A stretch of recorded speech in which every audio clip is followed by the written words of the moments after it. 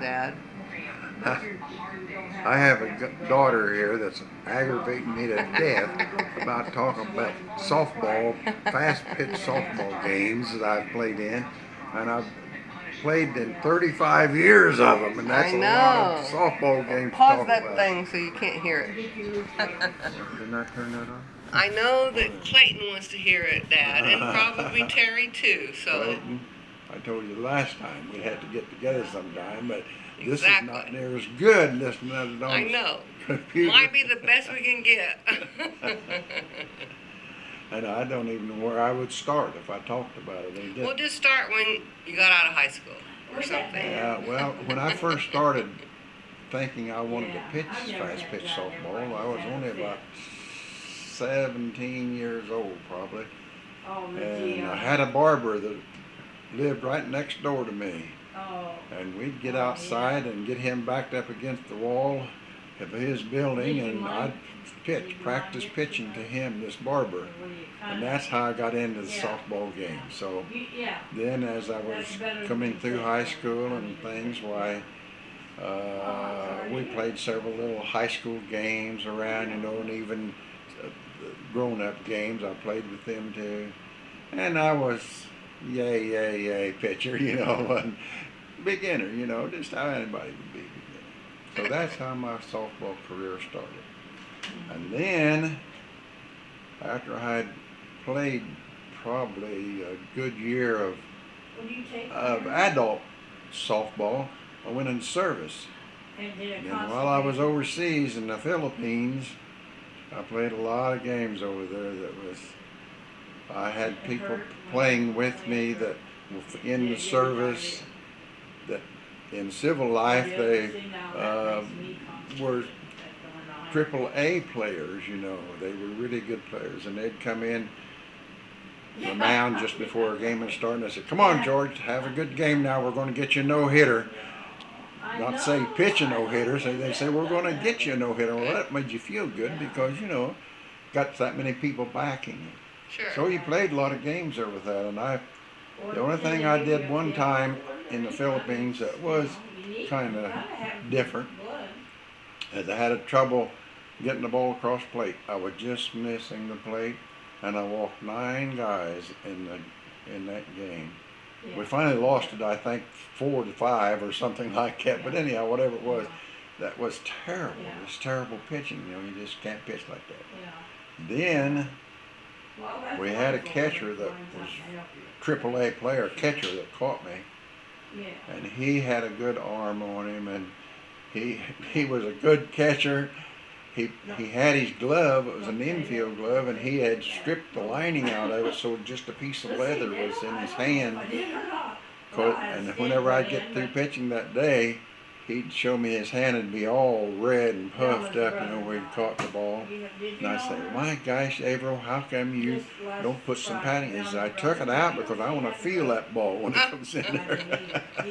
But anyhow, those are the kind of things. And he had an arm on him that was out of this world. He was going to pick a guy off and go to second base one day, and the second baseman, our player, happened to turn his head just a little bit and wasn't paying attention, hit him right in the head with the ball because he wasn't paying attention. The guy told him, he said, "You got to pay attention because I can't tell you when I'm going to throw. I'll throw the ball, and that's big league stuff, that's what it's all about." But anyhow, that was about the size of it while I was in the Philippines, because we had a lot of games, but, we was fighting a war and, whatever we was doing, it was just one of those things. But I want to know how all these people were wanting you to be the pitcher of their game. I remember talking to you about this, earlier, about how you were so good that everybody wanted you to be their pitcher. Yeah, they did that too. I got paid to play. $25 a game I got paid to pitch, but that was no big deal, but it was paid to. It was a big deal. Yeah, so that was probably more than some of them got. Exactly, it's probably like $250 or more than that today. Yeah. $25 back then was a lot. Yeah. Well, that's the thing. But I wanted to say one more thing that was kind of a highlight of the overseas playing. Sure. Is that my catcher, when we were batting, was taking pictures. and he took a picture of me. I hit a home run, and it's on the tape. I've got a picture of it here. I don't know if you've seen it, Vicky, or no, not. I haven't. Sees the ball. You can see the ball out there, and I'm stretched out like that, and you see the ball standing Oh, how cool! there. It was really neat. And I said, well, that's a coincidence, anyhow. I'd love to see that picture. One of those funny things that happens. It's you never forget, and it's just right there. When did I hit home runs? I don't hit home runs. It just happened to be he was taking a picture. You know what that time. That's really cool. But that was neat. They don't expect pitchers to do a home run. No, that's the truth, Yeah. I was pretty good. I helped my own and getting hits. I hit the right field mostly, because I was slow batting, and then when I'd hit it, it'd go to right field if I got a hit. But I'd carry up in the upper 200s, But anyhow, that's great, it was good for a pitcher. Anyway, we got home in 1945. Before a lot of years' time. Yeah, I was born in 46. Thank you. But anyhow, I kept on pitching and had improved because the pitching style had changed a lot. We'd gone from 39 feet, I think it was, pitching to 46 feet. They'd moved the pitcher's mound back. Well, at 39 feet, I was just throwing a fastball and a double wind-up ball. I wasn't making the ball move any. And so when they moved us back, my ball wasn't as fast as it was at 39 feet, so I had to learn to put a curve on it, and a drop on it and stuff like that to make the ball move. But anyhow, I did this when I got home. And it was just something. Then you lined up, and I played with Orangeville for quite a few years, and I played with Critic Feed, no, not Critic Feed, Rod and Gun Club down in Pitt, Beardstown. I played with Mount Sterling team over there. I played with Riceville. I played with Roothouse. I played with different places.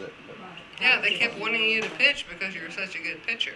My biggest liking, though, was with Orangeville, naturally, because that's where I lived, and that was, it was a fun time thing. So you knew all the players real good, and it was just hometown boys. I can remember going down there watching you. Oh, it was a lot of fun. We had a lot of fun. And didn't you break your arm and still pitched? Oh yeah. Jeez. And you were older. Drive. You were See, that knuckle finger right there for one thing. Broke my finger, broke my wrist back there. Broke that finger with a line drive back to me, and I tried to get out of the way and jerk my hand up to get back, and it come up underneath and knocked that finger up all. And you still kept pitching. And this finger here got hit one time about the same way, and it knocked it completely up and out of joint and was laying up on top. And I just grabbed hold of it, pulled it back down in place, and I said, how many innings we got left?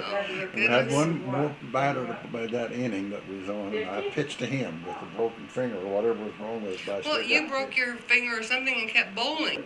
You had to bowl left-handed for a while. Oh, my goodness, Dad. Bowled left-handed. Carried 145 average left-handed. Oh, my gosh. That's crazy. But then I was playing for the Redlegs here in Jacksonville, and I was pitching for them, and we're pitching in Springfield to go to the state, and they needed a pitcher to pitch them into the state. And I went up there to pitch, and that was the time I got my wrist broke. I was coming in home.